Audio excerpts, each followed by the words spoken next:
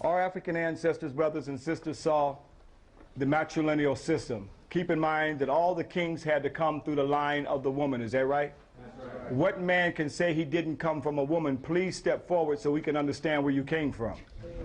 So our ancestors had no problems understanding that divine principle of that sacred womb where we all came from.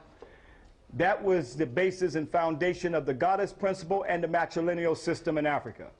And our ancestors saw, in order for the king to rule the throne, like you have Ursa Ma'at here, the goddess Sheshat.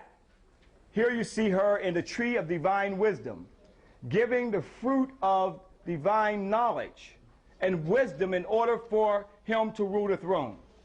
It had nothing to do with no tree of good and evil. The patriarchs who came from the north, the Hyksos and others, who had a misogynistic nature, a hatred towards the woman, could not conceive of a woman nor a goddess giving a man anything. And that story was corrupted. The tree of divine wisdom and divine life was corrupted into the tree of what? Because here we have that they created in their biblical stories and the opening of the pages in Genesis that there was Adam and Eve, is that right? And they were not to eat of the tree of what? Knowledge of what? Good and evil. Now who was seduced by the serpent and ate from the tree? Eve. That's why, sisters, you got to watch and hear that sound. Psst. But anyway, here we see that she was seduced to eat the fruit, and then she seduced who? Adam. Now we are told that that's the reason for the world's sins of this first woman eating of the tree of good and evil, and that that's also not only the reason for the world's sins, but her monthly cycle is to remind her of that sin. This is what's taught in the church. That's right. Okay? Now when sisters start jacking that preacher up, who's been equally spiritually enslaved himself, to tell that story, and that we were born in sin, there was no story whatsoever in the Kemetic Nile Valley that we were born in sin. So a few years ago, back in 1988, boy, time is fast. Seemed like I just got this yesterday. Brother and sister showed me, they said, hey, brother, Kwesi, you see, there was a black Adam and Eve. Although they made a black Adam and Eve, that has nothing to do with our story. This is what we see the evolutionists and creationists fighting each other, and they know anthropological studies that black people were first, so they put a black Adam and Eve, and gave Adam a jerry curl, and gave Eve a weave. You know, they had to be looking good for each other back then, you know. But it had nothing to do with our story, brothers and sisters. Even though they make it black to make you accept it, this is not still an African story. The African story is the goddess Sheshat giving the fruit of divine life from the tree of divine life and wisdom in order for the king to rule the throne. And this goddess concept was corrupted throughout the whole African Nile Valley, and even in our spiritual subconscious, even today, where we are told that the sisters are the ones, the women are the ones for the world's sins. This is the demonization of women and the hatred of women.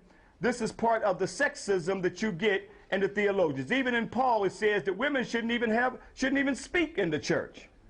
But I'm letting you know that that is not the African spiritual way, brothers and sisters. We had a god and a goddess. That's a spiritual Ma'atian law that our ancestors saw.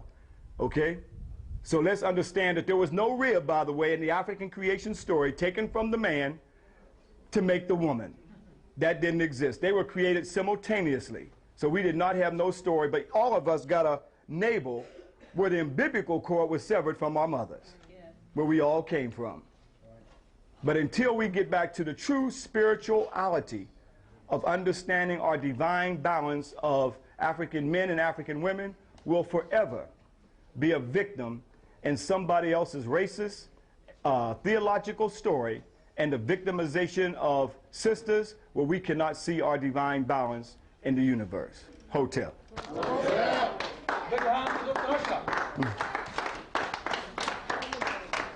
And you know the story is corrupted anyway, because as they said, there was only Adam and Eve, and then they created a son named who? Cain and Abel. And Cain went out to the land of Nod and found what? They haven't been able to explain that story yet. And then the racist theologians will tell you that was the sub-Negroid race. No, African people had a great kingdom long before their Adam and Eve story that they created and corrupted from the goddess Aset and Asar from right here in Kemet, right here in Egypt where you are. These stories are told. This is a book in stone. That's why they carved endlessly so it could not be revised.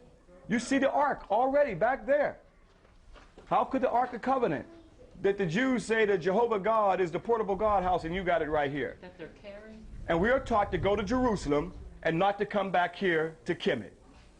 We look at Jerusalem as being the Holy Land, not Kemet as being the Holy Land. This was the original Holy Land. This was the original Taneter land. I know that may be hard for some of us.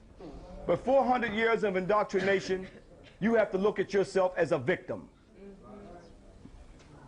And we have been a victim. But we have continuous stories. So this is a book in stone. You can have a few minutes to take your pictures of the goddess Shishat and go back and tell the story. Show it to the preachers. Show it to the ministers. We want to get to the root of these stories, and you've come halfway around the world, back to the African Nile Valley, and witnessed where they've copied and manipulated these stories from you. We want to get to the root of the story, and the root of the story was no Eve, but it was in fact Shishat, giving divine knowledge and wisdom. See, the only story that we have when a story regurgitates up is what white folks put in our psyche. But now the real psychological warfare is going to take place now because you are here. You're witnessing on the temples now, Shishat and the tree of life and many other concepts that we have shown, and that's down in your psychic. So when you hear the Garden of Eden, what's going to trigger in your mind right back here? I saw Shishat. And it was nothing. That's what's going to trigger. That's what's going to activate. But if you have nothing down in your psychic to fight that, then you can only accept that which has been told to you.